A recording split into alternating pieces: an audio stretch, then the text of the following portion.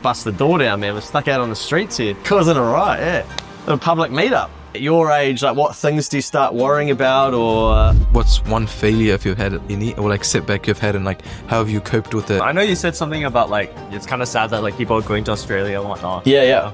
But do you think it's just still like going overseas is just better for your career development? My first thought would just be not being at as high of a standards of countries. Just focus on like ChatGPT, and then like if you use it so much and just like so like it like taking away your like cognitive like. And then top financial habit. I think going back to what we were saying before, you were good, mate? Yeah. Oh, I just want to say thanks for coming around. oh good man. I thought you were getting out of yeah. I'll fit it. Yeah. I'll come back to you, mate. So, sorry, I was just completely interrupted here. Here this morning with some students from the University of Auckland, which should be good. Hear a little bit about what they're seeing out there. Most of them in their first year at university studying finance, accounting. Finally meet some people that are studying accounting, which is good. Share a few lessons from my journey and hopefully give them some takeaways so they can get back into study and get out there into the real world, as we call it, and kick some ass. Smells like you're rocking a bit of Savage, mate. Yeah. Love it. One of the all-time great colognes. Yeah, thanks, mate. Good man. Hello. Yeah, I am. I'm Ashley. Ashley, nice to meet you. It's controversial, man. Everyone will be triggered by that. Jeepers, creepers, man. Nice. Feeds on. I actually have no idea where we are, to be honest. Simon Street somewhere. I think we're in the mix of an art gallery, a content studio, but about to speak to some University of Auckland students. Always good to find out what they're seeing at their age as well. I feel like it wasn't that long ago that I was at uni and someone reminded me the other day, it's 20 years. 20 years. They're like, can you organise a reunion? I'm like, I got enough going on already, but I'm like, it can't be 20 years, is it? But apparently it is, so getting old, man, getting old. All right, who wants to answer that question about New Zealand and like things you guys worry about, what you're seeing out there? I'm intrigued to do some learning myself today, so hit me. Probably AI. AI? Yeah. Are we scared of AI or excited by AI? Depends what sector you're going to. Okay. Say accounting, because I've heard like the Big Four, they may like short down some of their interns because of AI. Yeah. Like their internship. Like, Yeah. Yeah, that would make sense. Yeah, we can probably. The flip side is that you get to do like better work sooner. Yeah. Yeah. Yeah. I guess so who's studying accounting? Okay, quite a few of you. So, like, what things are you learning about in accounting? Because it's 20 years since I was at university, which is kind of scary, but I'll tell you a story on the back of that. But what sorts of things are you learning about in accounting? Like, it's only year one, right? So it'll probably be quite entry level, journals, double entry, debits, credits. Okay. Well, to tell you a story, to see, hopefully not as concerned about AI, but AI is very different. But when I was at uni, so do you know what Xero is, the accounting software? Okay, so Xero was like just becoming a thing. But in even my third year of studying accounting, we had to do buy this textbook, and then in the back of it was a CD-ROM, and then you could take the CD-ROM out and use the computer at the library to then do this accounting survey, assignment. And we're saying, like, why are we doing this when everything's going to be in the cloud? This is all like old, and they're basically like, well, it's just what you have to do, so just do it. And I think we were like, this is weird. The accounting industry is going like this. Our textbook is saying that you need to learn this stuff. So when I got into my first job in Taranaki as an accountant, or my second job actually, so it would have been probably 3 years after university, I would still take a physical printed PDF bank statement that a farmer would bring into the accounting practice, and I would have a ruler, and I would go like line by line and type in the date, what the transaction was, and the amount, and I'd get to the end of the piece of paper. It would take, it could take 5 minutes to do one piece. But, oh yeah, does the balance add up? No. Oh, okay, I've transposed the number somewhere further up. And you would write the next one. So you'd have big clients, and they would have, heaps of transactions, and you would have to go through and be like, okay, Fonterra income, and then that's, vet bills. Okay, what's in the vet bills? Is there anything else in there? Okay, they've brought an asset. Maybe there's some repairs and maintenance. So all of that was manual, and that was probably 15 years ago.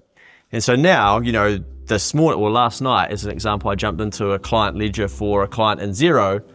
And, they're doing their coding these days, and I can literally run a profit and loss and see how they're going and what's going on. and actually advise them better about their business. But when I left, not that long ago from uni, well, I suppose 20 years ago, but 5 years kind of into my career, I'm still like manually entering data into a system. So when I was starting, people were saying, Xero will probably remove the need for accountants and you've got to be careful. And there's always data to suggest that accounting is like the industry that will get disrupted the most. But it hasn't so far, and they keep saying this stuff. But I think AI is hard because we don't know how. It's hard to think exponentially as a human, right? And I think AI is exponential, so it is hard to see. I can foresee a world where, so I'm in public practice, so I help people with their tax returns and whatnot. Why do I need to be in the middle if the IRD can suck the data from Xero and then run an AI check over, okay, how accurate is this data? Does it fit into these boxes within sort of a leniency? Yes, okay, great, we can automatically calculate the tax, there's your tax bill, rather than me doing that piece in the middle and then going, okay, we think it's accurate, because humans make heaps of mistakes as well. So, a whole heap of the information going to the IRD would be inaccurate anyway. So I can foresee that, but I hope that it then allows us to then say we don't do that piece, then what does the accountant do? And I think I was speaking to a financial planner recently and she said in 25 years, she's never seen more uncertainty. And I think what's happening is because there's so much information now, it's becoming harder to make decisions, and Kiwi people especially, we're so risk averse, we're second guessing everything, and people are gonna need advisors and people to help them make decisions. And then secondly, what we love doing in New Zealand as well is blaming somebody. So we always want to be able to point the finger and be like, well, it's their fault. So you kind of need that person that you can blame or push the risk onto. And that's where I think, if the government said, we're going to use AI to then check your data to then get your tax right, then you'd blame the government. But the taxpayer's probably not going to want the control of the government to be able to be blamed in that space. Now, it's quite confusing, but there seems to always be we want to point our finger at someone and be like, well, they told me to do it this way, therefore they're carrying the risk, and everything's about de-risking and not taking risk. So even I've got a client who's a mortgage advisor and he's a bit worried about, what AI could do. And I kind of think, I'm not sure. I feel like someone would still want to be able to blame someone that you told me to take that interest rate or whatnot. Don't know. That's just a random thought process that I often have about AI, but it's a very, You think that AI itself can be blamed then, and we have the capability of pointing a finger, or it's too sort of for us to comprehend in that sense? Yeah, maybe, but then I guess it would be like, well, you told AI this, so therefore it's still your fault. But that's where I feel like we just always want a human in the middle to be like, okay, well, they told me to do it. So we've had computers and technology and stuff for a long time too, but we still need the human to maneuver it. But it's not something that I'm massively, I'm not an expert in AI. I'm using it and it's helpful, but I've been following the kind of growth of it, and there's probably been chat for a good few years already of it's going to come and take your job. I'm like, okay, well, we're sort of 4 years in or something now of ChatGPT. Can you take my job now? What if it's going to happen? So I guess it's scary, but like any technology, I think we should be excited by how we can use it to make our lives better and hopefully more productive. There's just a lot of bigger and better things happening overseas, and even the difference between how much you might be paid. Yeah. In New Zealand versus Australia or the UK. Yeah. Especially the world dollar is just so big. And then also I think it's quite easy for I'm perhaps thinking of this more in a sort of law context. But for any sort of New Zealand just chug along and not have as much push to innovate just because there's less competition, there's less people. Yeah. Yes. Yeah, no, I think that's a very good thought process. If you have less competition, if you have less stuff going on, then naturally, you don't have to compete as much and don't have to push. And I mean, I've built a great career in accounting by kind of being someone young who's putting out content and helping people. And every now and then I'll see on LinkedIn someone doing it and I think, and then I'm like, they're Australian. But You know, and I'm like, oh, okay, I don't need to worry. But if there was more Kiwi people doing it, I wouldn't have probably like the lion's share of the audience and stuff. So exciting, and we're so grateful to have you as our first speaker. Can you tell us, what did you study at uni, why you chose that career path? Yeah, cool. So I got fascinated by economics and accounting when I was at high school, and thinking about it more now, I think what happened was in sixth form, year 12, we got a fake share portfolio, and that's probably what introduced me to stocks and the world of investing. And this is now 20 years ago, basically. And I went away and I was doing a paper run and already making some money, and I brought my first shares and found a way to do that. And I knew, like, when I was at school, it was basically, if you are smart-ish, you should go to university because it's a good reflection of the school. And I think it was just the way that the world was working back then, and probably still a little bit that way. And I got to uni, I'm like, well, what am I going to do? Because I wasn't like obsessed with accounting or business or anything. But I thought, well, that's probably my space. Like, I stopped doing English by then. I'd stopped doing sciences. So I picked business, and I thought I'll become a chartered accountant because I thought they make a lot of money, and then I could take that money and get into the share investing stuff that I'd learnt at sixth form, and thought maybe that's how you get rich. I don't know. But it takes 4 years to become, or to get through uni to then become a chartered accountant. If anyone's going on to do their CPA now, it's only 3 years, right? So I did 3 years of a business degree majoring in accounting, and then I did a post-grad in wealth and estate planning. And I can't really remember too much of the wealth and estate planning stuff. But really, like in that fourth year, I was probably doing 8 hours of uni a week, and then just doing dumb shit, basically like drinking, partying, and I had a job, and so I was paying my student loan down.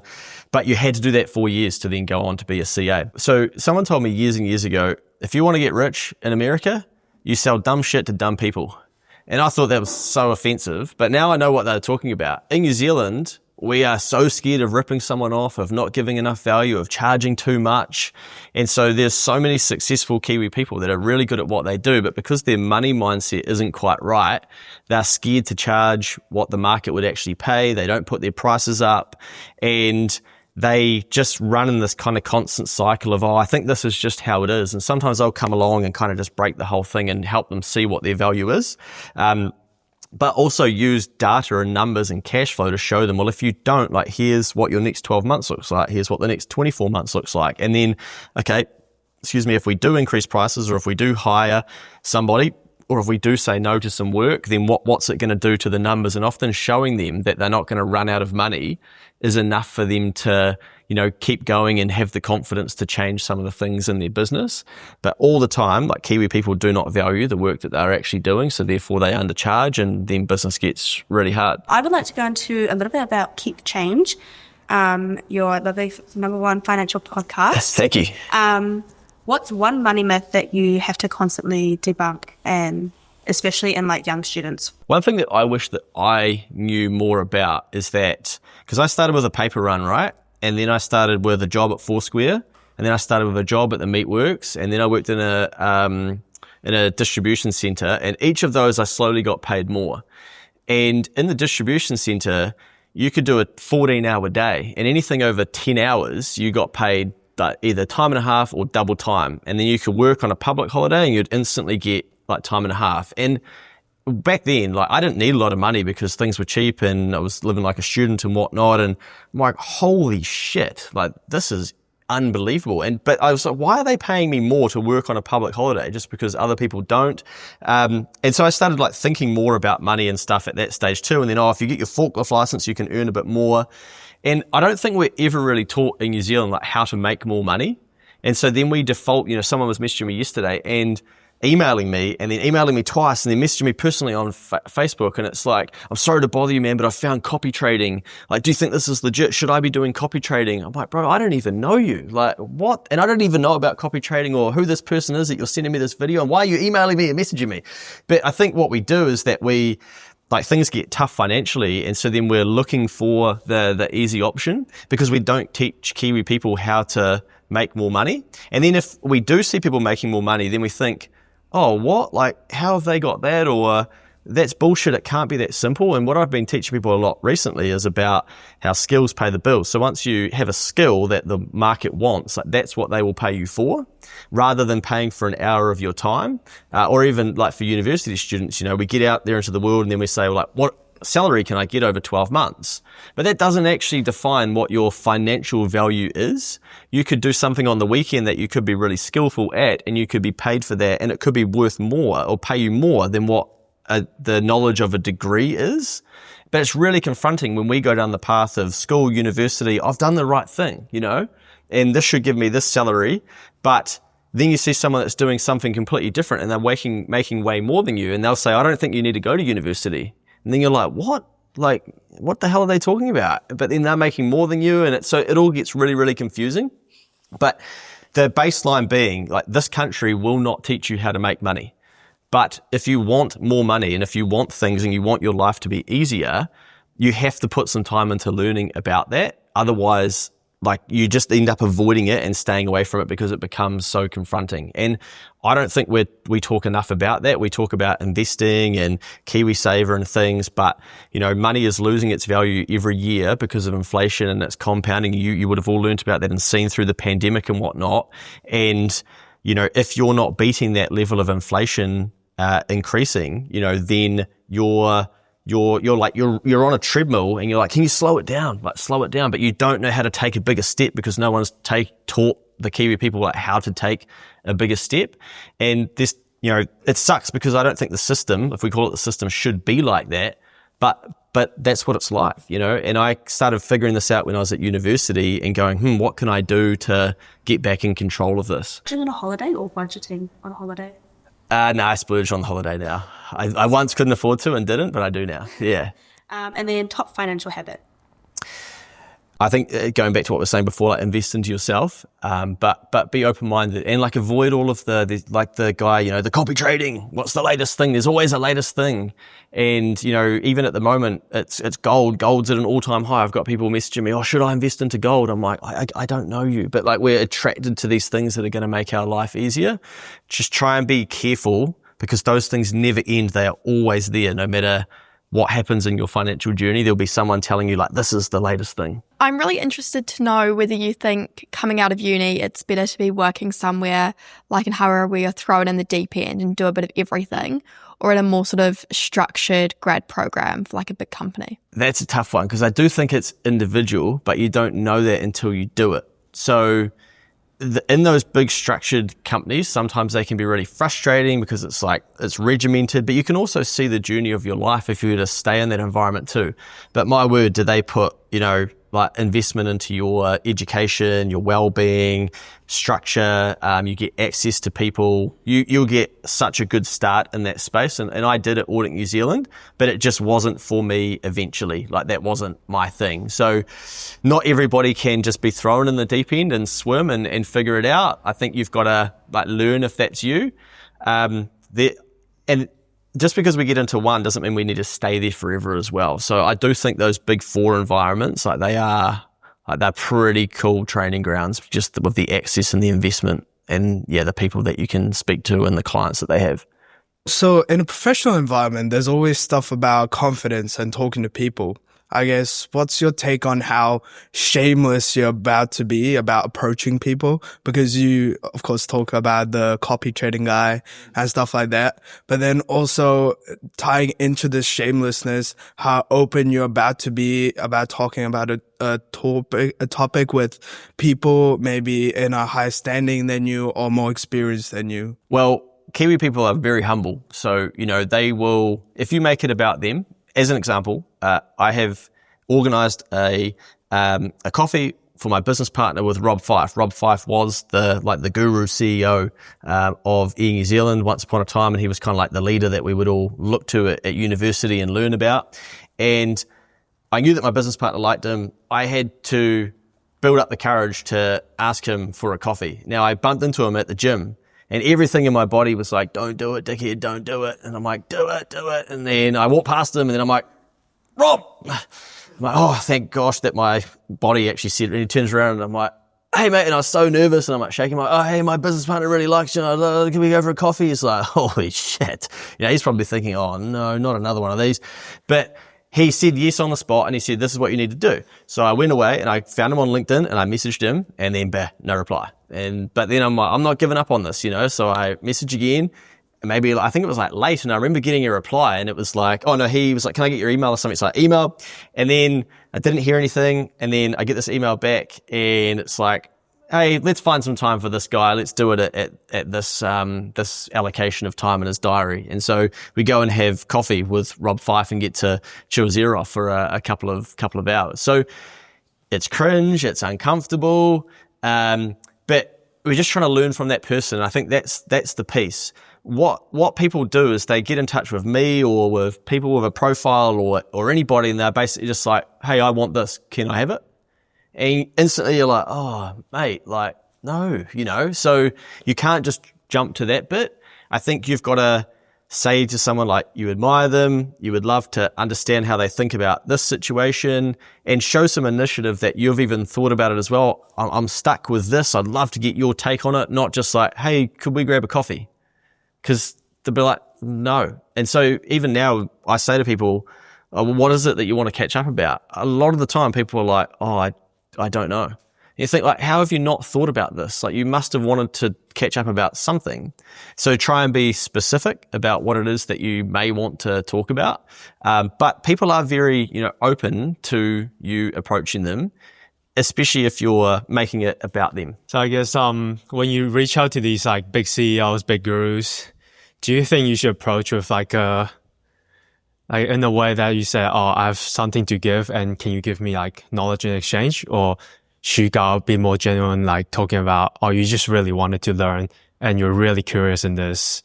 Can you like please like teach me something about these topics that I want to learn? I don't think you have to give them something.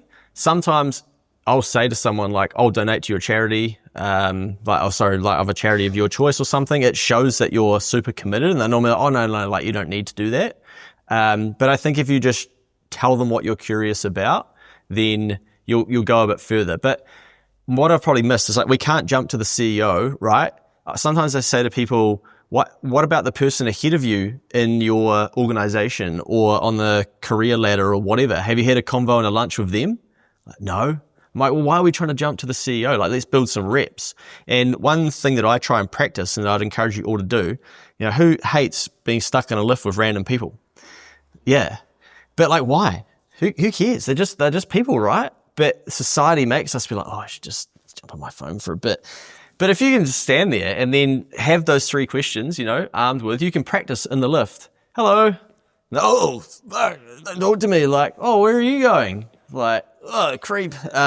But like you can actually have a convo with somebody and make it about them, and you can start to learn this stuff. So I did this on the lift before I came here. Guy gets into the lift, like morning, and just try and build the reps, having some of those convos, and then those things become less confronting when you then do see Rob Fife in the stairwell leaving the gym, or you do then bump into the CEO. But too often I think we try and jump right to the end and don't want to do the pieces in the middle of like building up the reps or talking to people that we could be learning from as well. You've had like lots of experience in the past, and you've worked at lots of different places. Like, what would you say, like, what's one failure, if you've had any, or like setback you've had, and like how have you coped with it, and what did you do to cope with it? Failures, geez, could be here for ages. What you learn is that like failing is not failure. So just because you get something wrong or fail, like doesn't mean you've failed or doesn't make you a failure. So just want to point that out, because you got to be very careful of like the language that we take through into our career as well. Like getting something wrong doesn't mean that you're always wrong. Just because you fail doesn't make you a failure. Does that make sense? Because if we start saying I'm a failure, like if we fail our CANS exam, for instance, it's like, well, I didn't pass that one time, but I did the next time. Doesn't mean you're a failure. But if you think in your mind, I'm a failure because I failed that exam, shit, you're going to carry yourself differently, and it's dangerous, right? So now I look at things as just getting them wrong and not really, they didn't go the way that I thought they were going to go, and there's something that I could learn from that. But very early on, like a really good ego check is that when I was in that Audit New Zealand role, you would have year group pay assessments, and I did my one, and there was no pay rise. But you would have to get a pay rise. You'd have to like do these certain things, and I knew that I wasn't in like the upper band of our age group or our year group, but there was like nothing. And I was like, oh, maybe just things are tough in the economy or something. And then I started talking to some other people in my age group and the year group, and they're like, oh yeah, we got a pay rise. Yeah, I'm like, fuck, okay, what's going on here?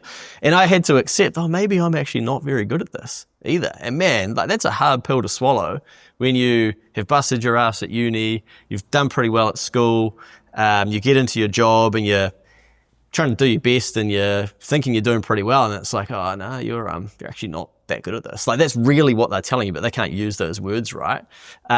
But it was more fuel for me of like, oh, this probably isn't, this isn't my environment. But I've invested money into the wrong things. I've timed things poorly. I'm very strategic, and why I'm fascinated by the guy with the trends and stuff, with demography and demographics and aging population and stuff. So I love looking into the future. And so I can often make decisions, but the market or the world's like still 2 years away. So that can be really good if you're like early to something, right? But it can also be very dangerous when you're right and then you go, like as an example, right? COVID happened and I've learned a bit about investing at this stage. I'm like, I need to get some gold. I'm self-managing my Kiwi saver. I'm telling like, hey, we need to put it into these things and I need an allocation to gold. They're like, no, mate, you don't need an allocation to gold. You've got a long life. You shouldn't be doing this. And I'm like, do it. So they do it. And then like nothing happens to gold. And now gold's at all-time highs. It's probably like 3 times what it was in 2020 or something. And I've already sold by then. I'm like, oh, this is shit. That didn't work. I got that wrong. But my principle was right, or theory, like the world is getting shaky. People will invest in gold. The number will go up. But like it didn't happen. But now it's happening. I'm like, oh, okay, the same thing has kind of happened, but I don't really gain from it. So this isn't failure, but one thing that when I was reaching out to these people, trying to find people to speak to, a lady said to me, oh, you need to follow your strengths and work on your strengths. And everybody gives you that advice, right? But I finally got brave enough. I said to this lady, like, how do I know what my strengths are? And she's like, oh, well, there's, a pretty famous online assessment that you can do that's really helpful. And it's called the Gallup, Gallup Clifton Strengths Finder. Anyone heard of that? No. So New Zealand teaching is like, hey, you're not very good at these things, therefore you should get better at them. Well, like, why? I don't want to learn about physics and science. I suck at that. Like, I hate it. Well, I shouldn't use that language, but it's like, why would I want to get better at that when I actually want to work on the things that I'm good at? You all good, mate? Yeah. Oh. I just want to say thanks for coming around. Oh, good man. I thought you were getting out of yeah. I'll fit it. Yeah. I'll come back to you, mate. So, sorry, I was just completely interrupted here. So I did this Gallup Strengths Finder assessment, and it gives you a report of what your top strengths are, but then what your blind spots are as well. So it might cost you, it was like $35 US back in the day. I don't know what it is these days, probably like 1,000 million. But no, it's not that expensive. But honestly, if you start by learning about your strengths, then you'll find out what you're naturally better at, and your life will be easier as you lean more into those too. So if you want to have a good career, like understand yourself more, and you'll go further. Thank you, mate. Coming around. No problem. On behalf of all of us. Oh, awesome. Yeah. It was my session. Brilliant. There you are. Awesome, mate. Thanks heaps for coming. Fantastic. Cookies and slices. Yeah, thank you so much. Yeah. Well, thank you all for having me, and hopefully I've left you with a few nuggets that you can take away. I'll stick around for a little while, unless you guys have got classes or something to go to. Thank you. Awesome. Thank you. Thanks for having me. Yeah, awesome. Put that over there. That's by your name, right? Yeah, perfect. Luke, how do you normally gratitude? Do you just write it in like a little diary? Yeah, I just used to use the notes app on my phone. It takes like time, but I think it's just retraining your brain to look for positive things, and then positive things start showing up as well. Because your mind's on positive. Yeah. So you look at things differently. Yeah. And you gotta give it that fuel to do that, right? Yeah. With that, one of the things I was meaning to start, which I saw and was looking to get around to, was a reminder. This guy who would do like out on a stick, and put it on his wall every day. Oh yeah. And then you'd get like the whole fun for a year or long, and be able to sort of see it and that's cool. More of a visual way. Yeah, it's a good way to do it. Yeah. And kind of how I learned a little bit about this is that I spoke to a physio, and she was explaining to me, you need to breathe through your belly more. And she's like, just get stickers and put them in your car, on the TV and on your screen. And then the sticker is just the reminder to like breathe properly. How much can you train yourself? Yeah. And I'm like, oh, wow, it's such a simple, but I've just kind of taken that through. Yeah. You have a question? Oh yeah. Yeah. I know you said something about like it's kind of sad that like people are going to Australia and whatnot. Yeah. But do you think it's just still like going overseas is just better for your career development? Well, I guess so. Like, if you're going to get exposure to things that you really like and that, you know, is going to be great for your CV or for developing you, then why not? Yeah. And I can see why people do it. It's just a shame that so many young people are leaving New Zealand. Because, yeah, we need them in New Zealand, building New Zealand. But I don't blame anyone for going. Yeah. I just think probably... The individual and collective interests are aligned. Yeah. I definitely, if it's of interest to you, like, why not? You're going to get epic exposure to things that you can't get here. What do you think was one of the most difficult parts about the OCA journey, or like what would you struggle with if you did with anything? Yeah. It just takes so long, I reckon, Time. Like, it feels like you'll finally finish your uni, and then it's like, okay, now you need to do all this study and practical and whatnot to become a chartered accountant and pass these exams, and it just feels like a lot of pressure, you know? Like, okay, my whole life, whether I'm a failure or not, that's why I brought that up before, is hinged on this 4-hour fucking exam, you know? I've been doing, you're like 20 by this stage, or 22 or whatever, and you're still, like, I just want to, when's success going to happen in life or something? You're just like sick of the study. So I think it's frustrating, but the whole thing's changed now, right? Like it's different. But yeah, I think that can kind of wear you down a little bit, but it is actually, you see that it's really valuable when you look back at just the different things that you learn and the people that you meet. I was probably lucky where I was always in groups of people that were really smart. And so I was like, I'll do the presenting, you guys do the grind bit, yeah. But you're always got, you know, when you've got uni exams and school exams, you're always like worried you're going to fail. Yeah. And like, what is that going to mean? And what if I do? And what if I'm the only one that does? And your brain's just giving you all this negative noise all the time, right? And if you can learn to sort of tune that out, or that actually it's not the end of the world, you know, even if you do. And I had mates who failed and redid the exam, and that was fine, and they've got good lives and stuff. But it just feels like it's just a lot of pressure, right? Because were you working on the side as well? Was I working on? Yes, I was working in Harvard when I was still doing my CA studies, and at Audit New Zealand originally. And also Audit New Zealand, like, there's some really bright people, so it's really easy to compare yourself to other people and think, oh, why is it so easy for them? And yeah, but you just got to run your own race. Yeah. Sort of on a different line, I thought what you were saying about sort of the like psychology component of it was really interesting. But then do you think that like when people are sort of in that like situation that financial data like has the power to change their mind when it's 100%. not like speaking their language? Yeah. Like you start to, life becomes about patterns, or the more you do the same thing, you start to see the same themes in people. And so to give you a good example, we're through like a lot of our compliance for accounting clients at the moment. The ones that lag and don't get their data in and aren't that engaged in it, like normally they might be behind on their tax, or you just start to see these same themes, but you start to spot people who they think they have a business problem, but they actually have a personal problem, or the way they might look at money. And so then they carry that over into the business. And so they all come to us saying, oh, this is happening in my business. And it's like, no, that's actually happening in your head and happening outside of your business. And then you're playing it out in the business. And that is fascinating. But if you can help them correct it, then they can become a completely different person as well. And even, you know, like to give you a practical example, I grew up in an environment where, you know, like money was hard to come by and we were very resourceful. But the thought of, you know, flying business class, like that, no way, that would never happen, you know. But now I'm like, oh, I haven't done that yet, but I'll probably do that at some stage and pay the money to do it. But my brain is still like, oh, that's a waste of money. But is it? I don't know. Like, how do other people make sense of doing it? Or even I'll get some shirts ironed.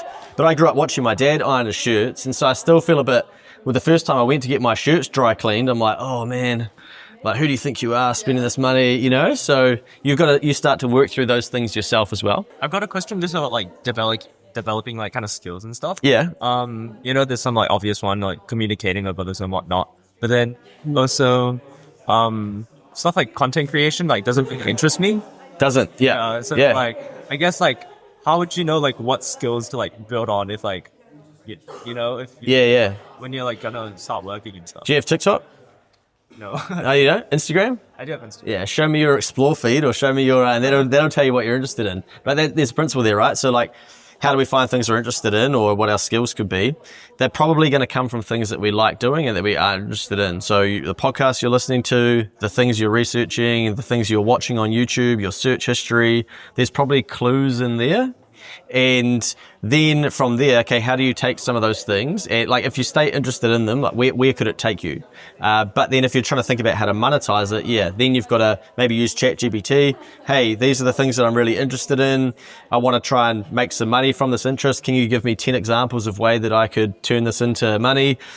Content create, nah, sorry mate, don't like content creation, don't like, that, etc. Okay, give me, so yeah, you've got to do it as an exercise. Because I think everybody jumps to, follow your passion or working your passion, but there's no like, okay, here's a step-by-step guide on how to find your passion. I mean, there probably is these days, but does that make sense to a degree? Yeah. But also maybe your skill set is the knowledge of it, but then there's a content creator and the content creator does that bit, but you are the person, right? So like, how do you slot into that thing? Just using that as an example. The other way to think about it is, say your explore feed's full of golf. Like, it doesn't mean you need to be a golfer. You might run the golf store. You might find golf balls and sell them because they've been in a pond, or you might teach people how to play golf better than what they can currently. And so you can monetize anything, right? But yeah, I don't know if the question was about monetizing it, but the earlier in life that you do look for things that you are interested in, and then potentially how you can wrap skills around them, then I think it's something a lot of people don't do in life. Just thoughts on like ChatGPT, and then like if you use it so much, it just like it like taking away your like cognitive like. Yeah. I've seen a bit of content about that. Yeah. I guess it makes sense, right? And you do have to be careful. You've got to. Yeah, it's a tool, right? It's a tool. It's not you. Is probably a good way to think about it. So I think you've got to learn to use the tool, but then. Sometimes I'll ask it an accounting question and then I'll realize, that's actually that. And because I know, I'm like, that's not the answer, but the information I've given it is not accurate. So therefore it hasn't given me a good answer. And that's where I think it's going to catch people out, and people with and that's where I think people with experience or of whatever it is that have done something and can prove that they've done it, they'll be really valuable. And it'll be things that we don't currently think are valuable, but like say you've got a hole in one, right? Then you could probably sell the fact that you've got a hole in one and here's how you went about doing it. And someone who wants to achieve a hole in one would probably buy that because you've got the experience that you've done it. They're probably going to value that like to a point where you think, surely no one would pay for that. But I think that's where we're going, because people are going to go, well, I can get all the information in podcasts and ChatGPT and AI. Show me someone who's actually done it. And I want to give them money to learn directly from them. I think it's like, it's as good as how much you give it. Yeah. So like, if you like actually got the hole in one, it'll give you like a good answer. But if you don't know how to get a hole in one, it'll give you like the wrong answer, like your accounting question. Yeah. I mean, that's tied up. Well, I think as well, like people are feeding it things and be like, do this 4,000 word essay for me, right? Part of uni and life is learning. If we're not actually learning, then we're not going to have our own thoughts, and everyone's thoughts are just going to become the machine's thoughts, which it's pulling from somewhere anyway. What I did spot, which was interesting the other day, I was trying to find some old data that I knew that I'd talked about, but I couldn't remember the stats. And I searched it, and Google gave me the answer of the data, but it was referencing my LinkedIn post. And I was like, oh shit. I'm like, this is weird. I'm like, what if I'm wrong? Now the Google answer is referencing me as the source of this information. I'm like, man, where did I get the information from? Yes. Yeah. But also I think you learn that no one's thoughts are original. Like I would learn from mentors and they would say something and I think, wow, this is really profound and it's from them. 5 years later, I'm reading a book. I'm like, they're like, hey mate, have you read this book? Yeah, of course I've read that book. And you're like, maybe that's why they told me. So I think we live in a world where a lot of people's thoughts aren't really like their own anyway, which gets a bit of a buzzy concept, but it's also worth like having your own thoughts and journaling, just sitting there with nothing like in your brain and just thinking, like being present and looking at the world and thinking, what do you care about? Who do you love? What do you want? Why can't you have it? Like all those sorts of things, and trying to like build your own thoughts of that rather than like ChatGPT or some social media influencer telling you can or you can't. Yeah, no. Yeah. Go for it. Well, probably. How was Gucci? Oh, my cat. Shit. We did some research. Oh, nice. Yeah. Your digital footprint is really like. It's quite long and large. Yeah. Gucci. So Gucci was a cat that I had when I was living in Harwood. And I got a call when I was at work, and someone said, "Oh, you're going to have to go home. Your cat's been run over outside your house." It's not funny. No. So I left work and I went home, and there's this grey cat. She's got a white underbelly lying dead on the ground. And it's actually across the road from a gang pad, and where the head of the gang lives, allegedly. And his daughter is out on her bike, and I've had to get out of the car, like pick up my cat, and it's like quite stiff at this stage. I put her in the boot and head home, which was just down the road. And I'm like, right, what am I going to do with this cat? And I went inside, and then my cat, Gucci, was just sitting on a chair looking at me. I'm like, holy shit, whose cat is that? So it's almost like an identical looking cat. And so I'm like, well, I guess I should put it back. But this is when Snapchat was quite big. It's still big. And foolishly, I've made like a video Snapchatting the whole thing, being like, oh, I think I've now got someone's cat. So I drove back, took it out, and then the girl at the gang leader's place is just bawling her eyes out, looking at me like, I'm like, oh shit, I need to get out of here, man. I got in the car. Yeah, so Gucci is still doing okay. She's alive. She's only got 3 legs. Yeah, unfortunately, but that wasn't due to the car accident, obviously. I mean, the death of the other cat. But yeah, ended up getting like a tumor on her leg. But she hobbles around on 3 legs and lives at my dad's place and is still going strong. Yeah, I should be careful about what I post, eh? Yeah, good mate. A lot of questions about leaving New Zealand. Gee, I didn't like that. I didn't think I was going to have to be the guy to try and encourage all these people to stay in this country, but shit, we'll do our bit. But I suppose I don't blame them at that age as well. You know, there's a big wide world out there, and it's so much more connected in this day and age, so why not go and learn some more things and get experience and come back and rebuild the great nation of Aotearoa?